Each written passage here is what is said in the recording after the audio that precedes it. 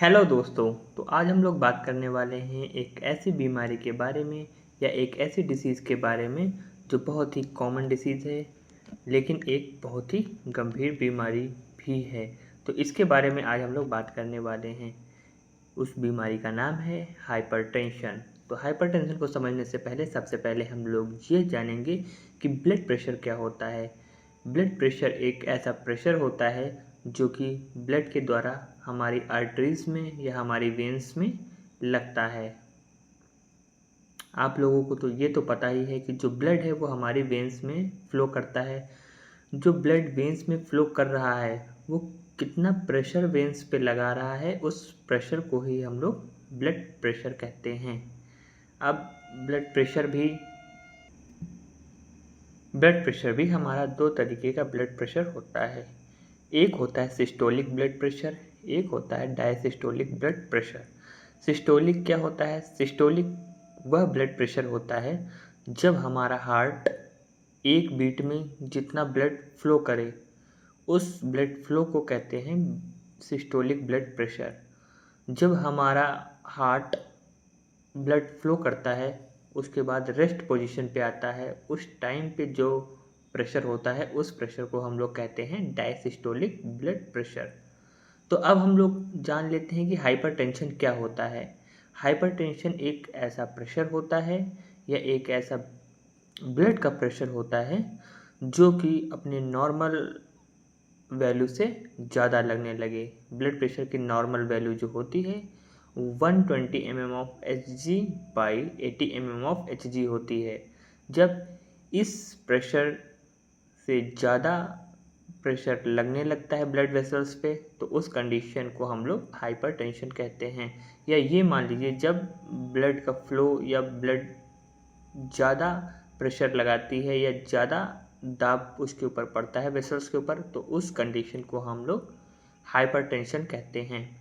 Hypertension भी दो तरीके का होता है, primary hypertension and secondary hypertension. Primary hypertension जो होता है वो जनरली 90 to 95% पीपल्स में वही होता है। उसका जो कॉज होता है वो नोन नहीं होता है। वो मान लीजिए कि डाइट वगैरह नहीं सही है, इस वजह से हो सकता है। एजिंग वगैरह से हो सकता है, एज जिसकी ज़्यादा हो जाती है उस वजह से हो सकता है। ओबिसिटी जिसके ज़्यादा है उस वजह से हो सकता है। ये सारे उसके मेजर कॉज होते हैं।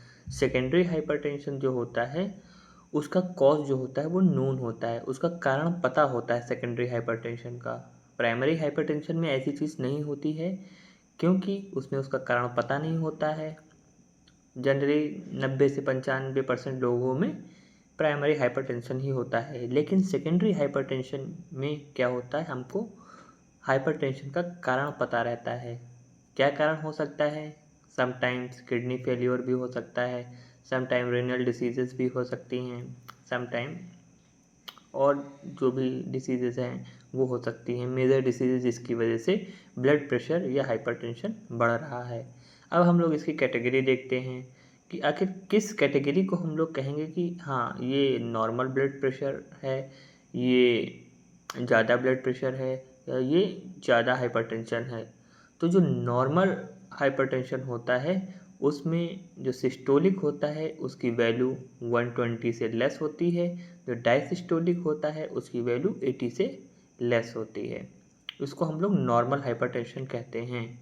अब एलिवेटेड हाइपरटेंशन हम लोग किसको कहते हैं? एलिवेटेड हाइपरटेंशन हमारी ऐसी वैल्यू होती है जब सिस्टोलिक ब्लड प्रेशर जो होता है वो 120 से 129 होता है, और जो डायसिस्टोलिक ब्लड प्रेशर होता है उसकी वैल्यू लेस देन 80 भी हो सकती है और इक्विवेलेंट टू 80 भी हो सकती है।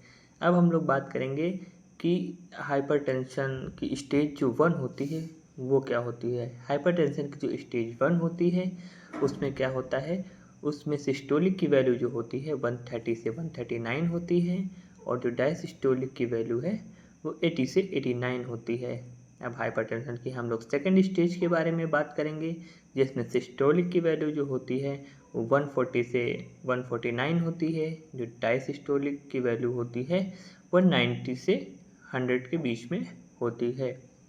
इसके बाद आ जाती है हाइपरटेंशन की सबसे बड़ी स्टेज, जिसको हम लोग हाइपरटेंशन क्राइसिस कहते हैं। इसमें सिस्टोलिक की जो वैल्यू होती है वो 180 क्रॉस कर जाती है, और जो डायसिस्टोलिक की वैल्यू होती है वो 120 क्रॉस कर जाती है। अब हम लोग देखने वाले हैं इनके लक्षण के बारे में, इनके सिम्टम्स के बारे में, कि आखिर इनके सिम्टम्स क्या हैं, किन वजह से हाइपरटेंशन हो जाता है। तो सिम्टम्स इसके ये हैं कि जिस भी पेशेंट्स के या जिन भी लोगों की एज ज़्यादा हो जाती है उनके भी हाइपरटेंशन देखने को मिलता है। जो लोग ज़्यादा नमक खाते हैं या ज़्यादा सॉल्ट का इंटेक करते हैं उनके भी हाइपरटेंशन हो सकता है। जो लोग अल्कोहल लेते हैं या सिगरेट वगैरह पीते हैं या स्मोक करते हैं उनके भी हाइपरटेंशन होने के चांसेस जो होते हैं वो ज़्यादा होते हैं। और ये जेनेटिक फैक्टर्स पे भी डिपेंड करता है। मान लीजिए कि आपके दादी के हैं, आपके पापा के ब्लड प्रेशर है, तो इसके चांसेस बहुत हाई होते हैं कि आपके भी ब्लड प्रेशर की प्रॉब्लम आने वाली एज में या जब आपकी एज 40+ हो जाए तो उस एज में हो सकते हैं। ये सारे मेजर फैक्टर्स होते हैं जिनकी वजह से ब्लड प्रेशर होता है। अब हम लोग ये देखेंगे कि उसके सिम्टम्स क्या होते हैं। अगर ब्लड प्रेशर किसी भी पर्सन के है या किसी भी इंसान के है तो हमें पता कैसे चलेगा कि ब्लड प्रेशर है या नहीं है। तो ब्लड प्रेशर में दो कैटेगरी होती हैं, एक होती है हाइपरटेंशन, एक होती है हाइपोटेंशन। हाई ब्लड प्रेशर और लो ब्लड प्रेशर के नाम से भी हम लोग इसको जानते हैं। तो अब इसके सिम्टम्स के बारे में देख लेते हैं। तो इसका सिम्टम्स क्या क्या हैं इनके बारे में हम लोग देखते हैं। तो जैसे कि सर दर्द होने लगता है, जिसके मेजर सर दर्द हो रहा है, चक्कर आ रहे हैं, थकान हो रही है, दिल की धड़कनें तेज़ हो रही हैं, सांस लेने में प्रॉब्लम हो रही है, आंखों के सामने धुंधलापन आ रहा है, ये सारे सिम्टम्स हैं ब्लड प्रेशर के। इनके माध्यम से हम लोग पता लगा सकते हैं कि हाँ ब्लड प्रेशर हाई हो रहा है या लो हो रहा है। अब हाइपरटेंशन से होने वाले कॉम्प्लिकेशंस के बारे में हम लोग डिस्कस करेंगे थोड़ा सा शॉर्ट में। ठीक है, हाइपरटेंशन जो जिसके हो जाता है उनके चांसेस ये होते हैं कि दिल का दौरा पड़ सकता है, हार्ट अटैक हो सकता है, स्ट्रोक आ सकता है, किडनी फेलियर हो सकता है, और मेजर प्रॉब्लम होने के भी चांसेस बहुत ही हाई हो जाते हैं। अब हम लोग देखेंगे इसके ट्रीटमेंट के बारे में और इसके प्रिवेंशन के बारे में, कि हम लोग होम रेमेडीज़ के माध्यम से या घरेलू उपचार के माध्यम से या अपनी लाइफस्टाइल में थोड़े से चेंजेस करके हम लोग बीपी जैसी गंभीर समस्याओं से कैसे बच सकते हैं। तो अगर हाइपरटेंशन से किसी को बचना है तो सबसे पहली बात सॉल्ट का इंटेक कम करें। हाइपरटेंशन की कंडीशन में हम ये बात बता रहे हैं, हाइपोटेंशन की बात नहीं बता रहे हैं। ठीक है, हाइपरटेंशन की अगर कंडीशन है तो उस टाइम पे या उस समय जो है ये नियमित अंतराल में भी मान सकते हैं। नियमित अंतराल में नमक का सेवन कम करें, तली भुनी चीज़ें कम खाएं, और डेली ब्लड प्रेशर को चेक कराएं, रोज़ाना व्यायाम करें, और डॉक्टर्स के द्वारा बताई गई दवाओं को नियमित रूप से या नियमित अंतराल में या टाइम टू टाइम खा सकते हैं। इस तरीके से हम लोग ब्लड प्रेशर से प्रिवेंशन भी ले सकते हैं और उसको हम लोग ट्रीट भी कर सकते हैं।